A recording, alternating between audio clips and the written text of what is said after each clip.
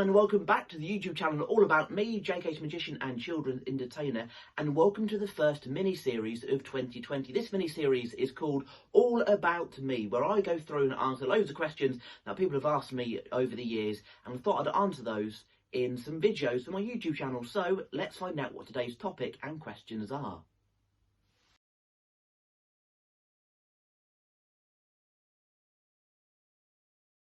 Now that's a great question. How did I learn ventriloquism? I've always loved the art of a ventriloquist, and I was one of these people that I would just practice secretly in my bedroom sometimes and trying to learn it and trying to find out different techniques. And then I saw Charlie for sale, and I fell in love with Charlie so much. At that time, Charlie had no name. He was just a monkey, and I fell in love with him, and I bought him. Never thought he'd go into my shows. And then my nanny was celebrating her 80th birthday, and she asked me if I'd do a little bit of a show, and I kind of kept it a little bit of a secret that I was going to be doing Charlie in the show from all the family and everything. And I'd done the routine with Charlie, and actually it went down really, really well. And from then on I thought, well, maybe Charlie should be a big feature of my show, and he was for a very long time the main feature of the show. So let's now go and meet Charlie.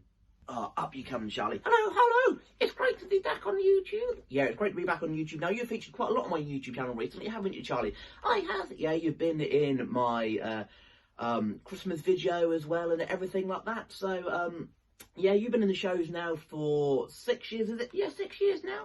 Yeah, do you enjoy it? I do enjoy it. Yes, I do. He does enjoy it. Now, I always get asked, how do I write my routines for Charlie and Spike as well? We'll get to meet Spike in just a few moments. And actually, I can't write routines without Charlie or Spike being there. It's just really weird. Is it? Yeah, it is really weird.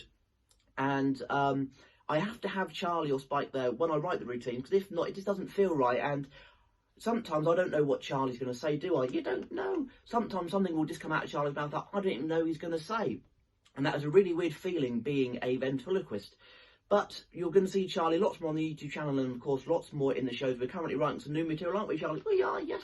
Yeah, so when I write, what I tend to do is I tend to think of an idea, don't we? Yeah, we do. Or you do. Yeah, I do. I think of an idea, and then I think where I want to go with the idea. And we just kind of get up and improvise our way through it, and we'll change ideas, won't we? Change scripting and everything like that. Yeah, it's quite fun. Yeah, it's quite a fun way of writing. I really struggle to write scripts without performing them, so I never really write scripts for my shows, do we? You don't? No, but that is really how I write scripts.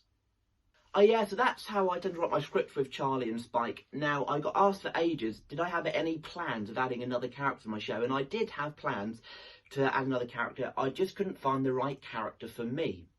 And then I saw Spike for sale, and again I fell in love with Spike. He had that instant cuteness factor, and he's a bit of an impulse buy as well. I bought him and got him home, and found Spike's voice first time round, which I'll explain when we're with Spike, how I try and find my voices for all my characters in my show.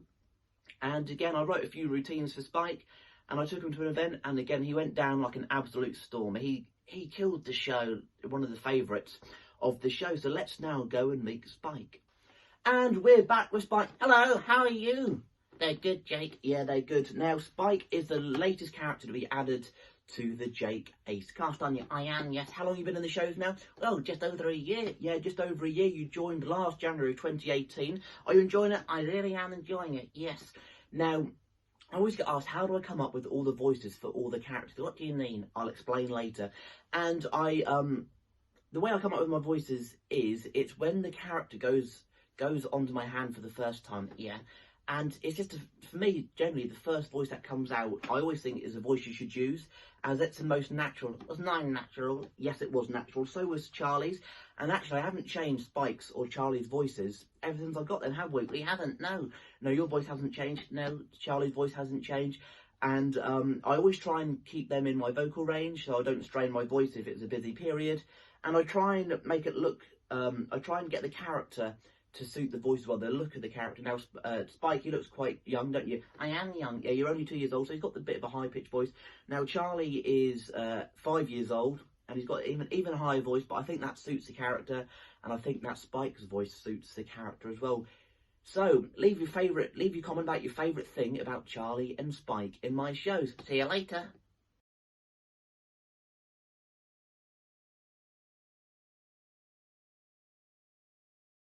Yeah, so they're the two characters in my shows. I've been asked recently, am I going to add a third character in the shows? And at the moment, unfortunately, I've got no space in my shows for another character. But I'm not saying that I'll never ever add another character to the show. I think it's all about finding the right one for me as a performer and for my shows as well. But that's a little bit of how I learned ventriloquism, practicing in my bedroom, and bought Charlie and put him into a show which no one really knew about, how he was going to go in. And then buying Spike. And adding him into the shows, and how I create all the voices as well.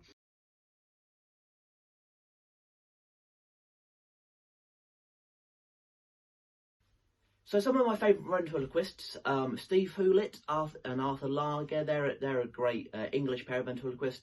There's obviously Paul Zerden, who's made it big in the UK, and also he went and won America's Got Talent a couple of years ago.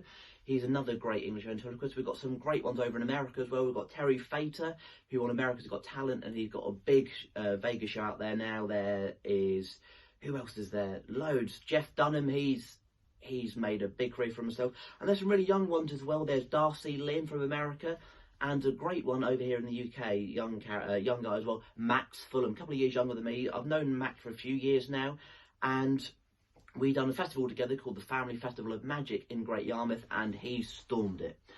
He's got a big career ahead of him in being a ventriloquist. He's got Eugene as granddad. He's got loads of other characters in his shows as well. He's a great comic. He's done Panto this year as well. Done Panto the last couple of years. I think he was with Christopher Biggins this year. So he's already making a big name for himself in the art of ventriloquism. If you'd like to learn ventriloquism, leave a comment below, and maybe in the future I'll put a video up all about being a ventriloquist and how to learn it. So that does now bring us to the end of this video. Now, I hope I've answered all the questions on this topic. So if you haven't already, subscribe to the YouTube channel, press the subscribe button and the notification bell so you never miss an upload, 11 o'clock every Friday. Check out my Facebook page, JK's Magician and Children's Entertainer. Give the page a like, share it amongst your friends. And don't forget to check out Star on Instagram at Star the Magic Rabbit. As always, all the links will be down in the description. We'll see you next week. Ta-ra!